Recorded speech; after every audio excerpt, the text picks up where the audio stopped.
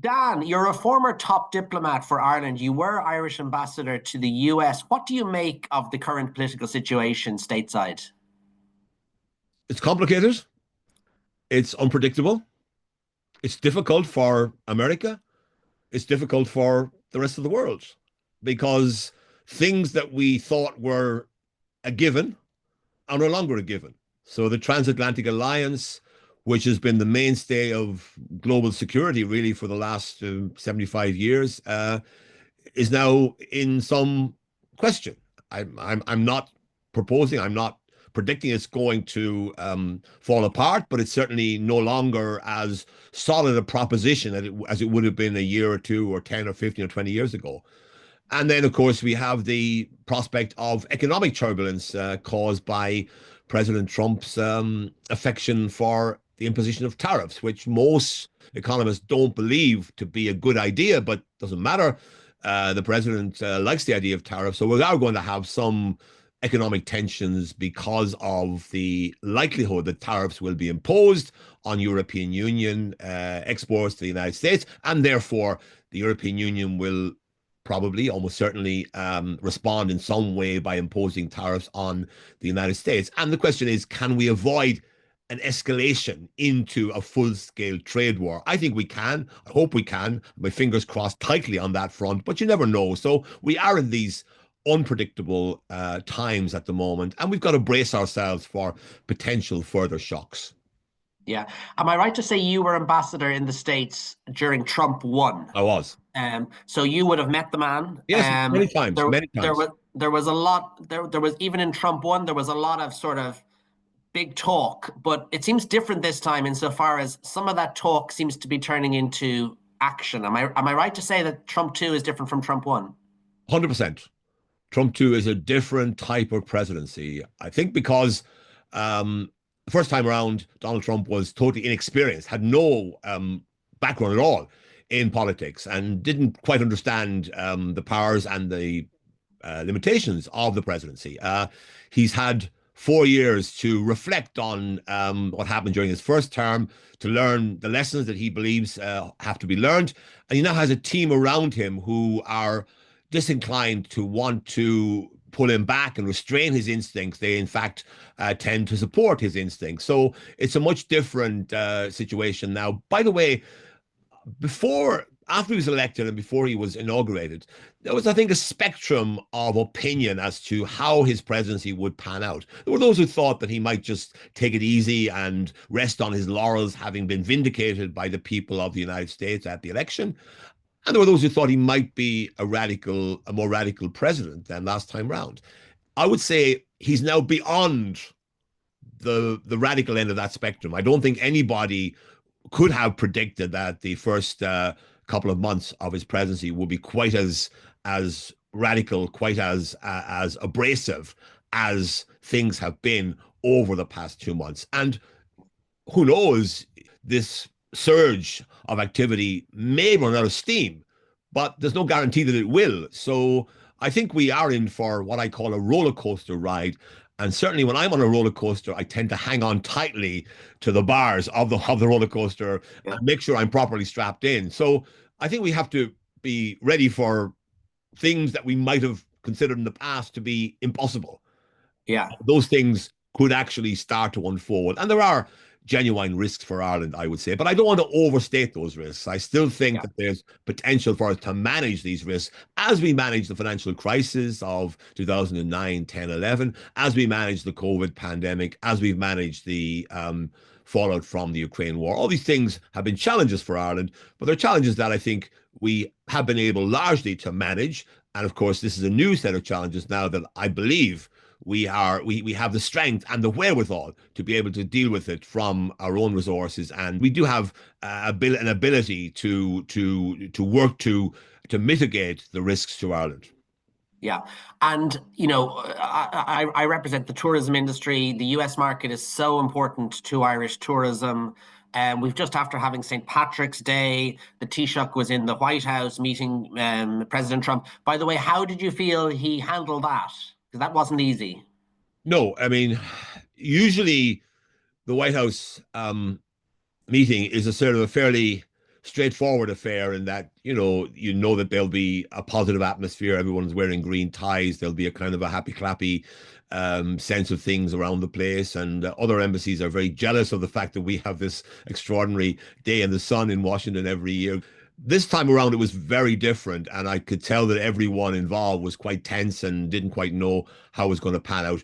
So, in all the circumstances, I think the Taoiseach did very, very well. He managed to get Yeah. on the right And side. of course, the previous guest within the Yeah. Oval Office had been Zelensky. So, Well, I mean, there was never going to be a meltdown like that, but there could have been a much more difficult um, encounter for the Taoiseach, and he managed to get on the right side, not only of Donald Trump, but also of JD Vance, who has tended to be the bad cop in the past. And, I knew things were going to go well when I heard the way in which JD Vance sort of metaphorically donned the green jersey when he met the Taoiseach and talked exuberantly about his experience yes, of traveling in Ireland. So I knew then that they were going to try to make this the usual happy occasion rather than an occasion for abrasive confrontation. Doesn't mean yeah, that everything's in the clear for Ireland, but I think what was achievable on that occasion was that the Taoiseach would build up a good rapport with Donald Trump. That was done.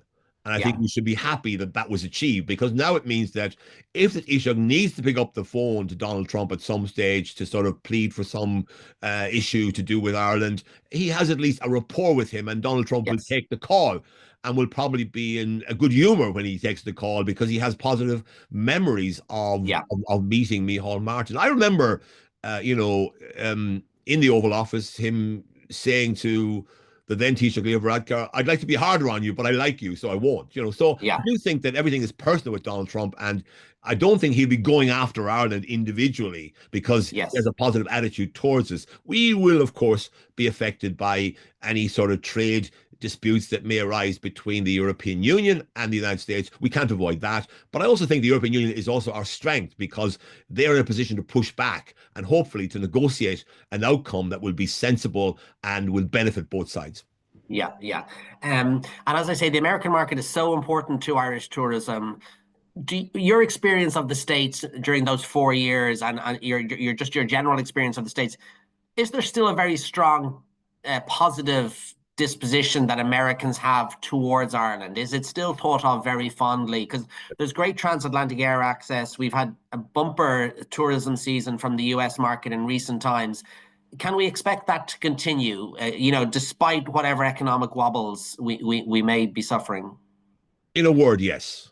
Because while trade and tariffs and taxation and investment, those are issues that enter into the political fray.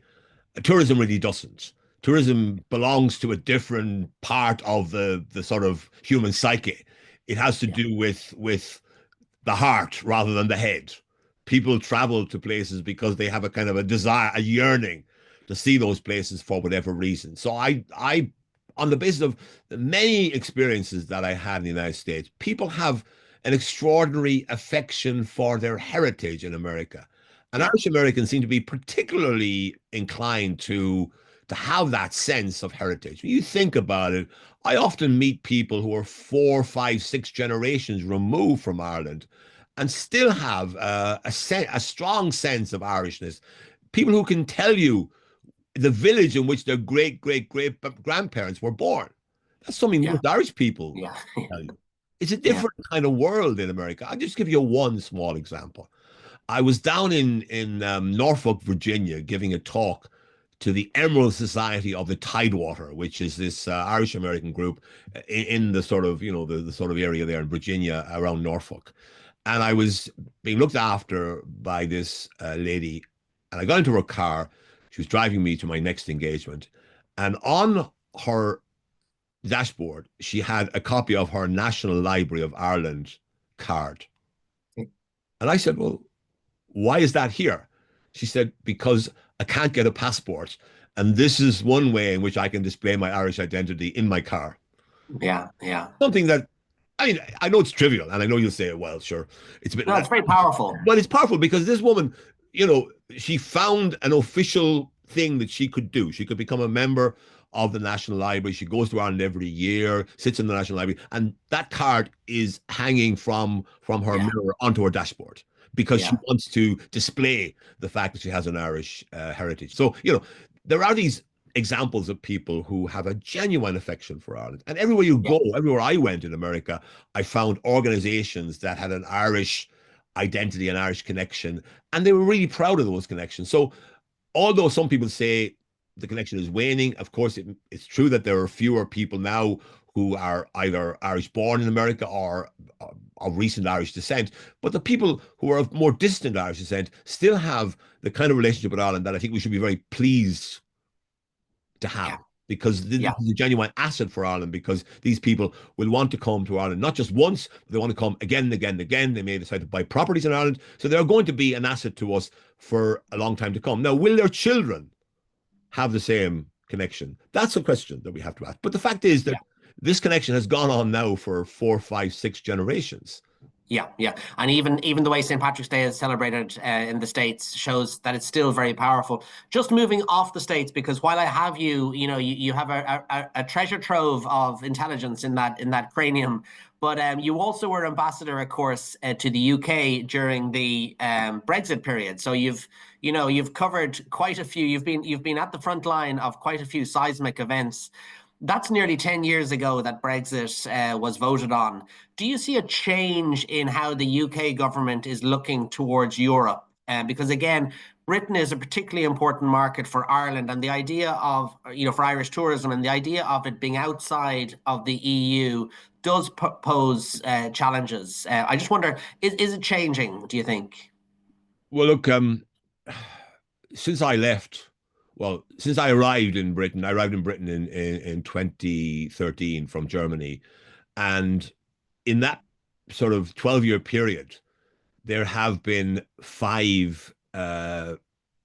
six British prime ministers, right? Yeah, And five of them, their political lives were dominated by the Brexit issue.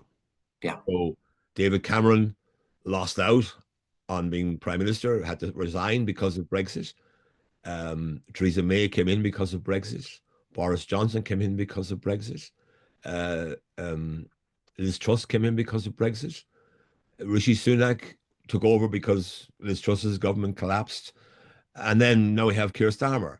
So the previous five have all been dominated by the monkey on their back called Brexit. Keir Starmer has none of that. yeah, And he's not a free agent because he has to still be aware of the fact that there's a lot of controversies surrounding in Britain. There are a lot of people who still feel that Brexit was a good idea, although there's probably a significant majority now who think it was a bad move. But going back into the EU is not an option, I don't believe, for the UK for the foreseeable future. But certainly getting closer to the European Union, yeah, and that's happening. And also getting closer to Ireland is a priority. And you may have noticed that Prime Minister Starmer hosted a St. Patrick's Day event in Number 10. Now, I don't remember that happening in during my time. I think it may be the first time it's ever happened. So that's a sign that he yeah, himself is going out of his way now to make the point that the bad old days of sort of Conservative Party governments being hostile towards Ireland and being skeptical and being obsessed yeah. with the European Union, that's gone. And there's a new era now in which new possibilities arise, both for the UK and the EU and their relations, but also for Irish UK relations too. Yeah, yeah. No, it's certainly very interesting. Um, just talk to me for a moment before we finish up about Ireland's soft power, because you're a renowned Joycean scholar and Yeats scholar. So, do you see a benefit in terms of Ireland's cultural heritage, in terms of how we're viewed globally? Let me give you an example of that. When I was in India as a young diplomat, I met through a friend of mine, her grandmother, who was the sister of Jawaharlal Nehru, the first Prime Minister of India and one of the most prominent politicians of the 20th century.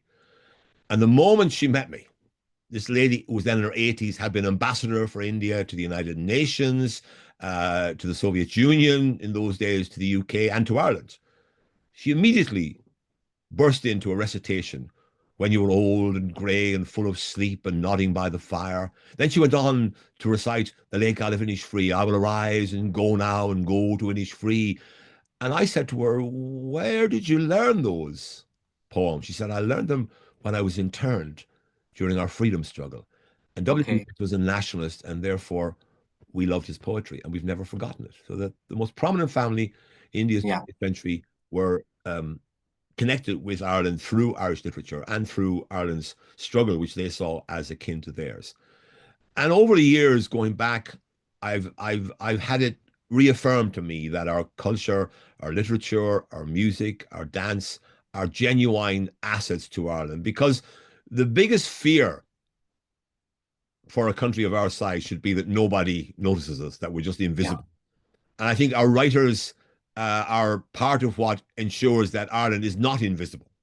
Yeah. Have a lot of, if you think about it, the number of personalities that we have in our cultural history and in our cultural life today is well in excess of, with who have a global reach, is well in excess of anything that countries of much larger size than Ireland could have.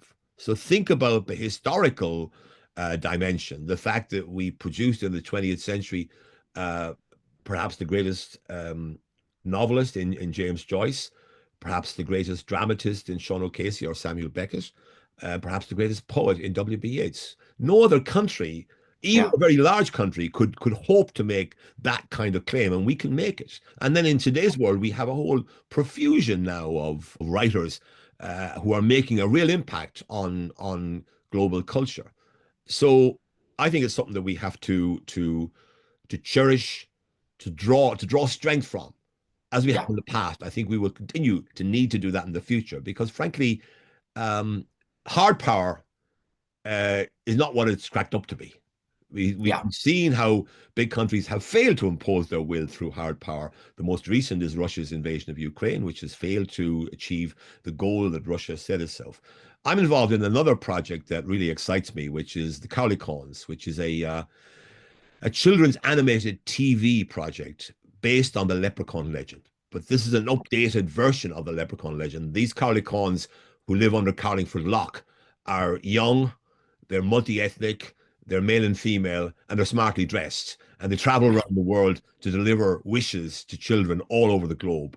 So this is an effort to try to move into an area of the media that we haven't really been able to Yes. have an impact on in the past, and to bring an image of Ireland to children all over the world that I hope will be powerful in promoting Ireland. And I was interested in this because I believe the old image of the leprechaun is very tired and really needs to be revisited. And that's why when I was asked to do some work for this company, I was more than happy to join them because I believe we need to keep. This is what is one of the things that I think Ireland is strong at. It's the blend of tradition and modernity. Yes. So I always say to people, in Ireland, in any Irish town or village, particularly in the summer, but all year round as well, you can listen to traditional music in one venue, and down the street, you can listen to rock music, Yeah. because both of them belong to Ireland, and the Irish Mm. have made huge contributions in both those areas. Yeah. So I think the key to our future success as a country, as an economy, and as a tourism destination is that we should have this combination of tradition and contemporary edge.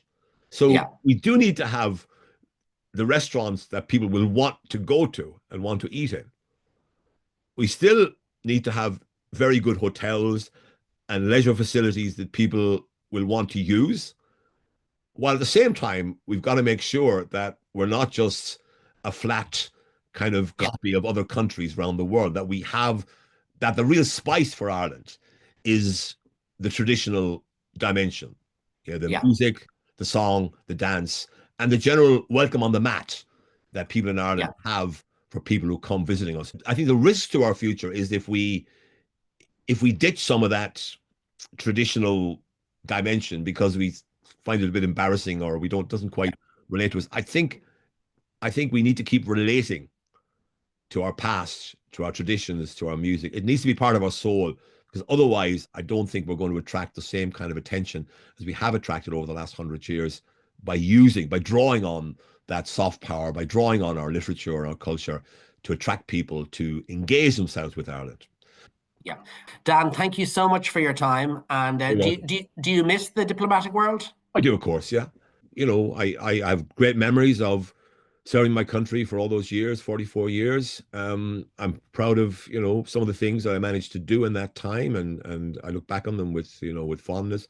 But there comes a time when you have to move on, and I moved on to academia recently, and now I have some interests in, in things like the Cardicons and other Yeah, people that I'm doing some part-time work with. So I keep myself busy and active because I believe that's the way you need to be yeah, uh, as you get older.